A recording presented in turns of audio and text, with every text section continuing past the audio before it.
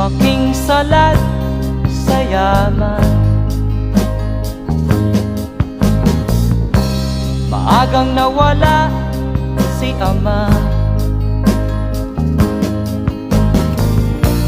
Ang ina ko na may mahina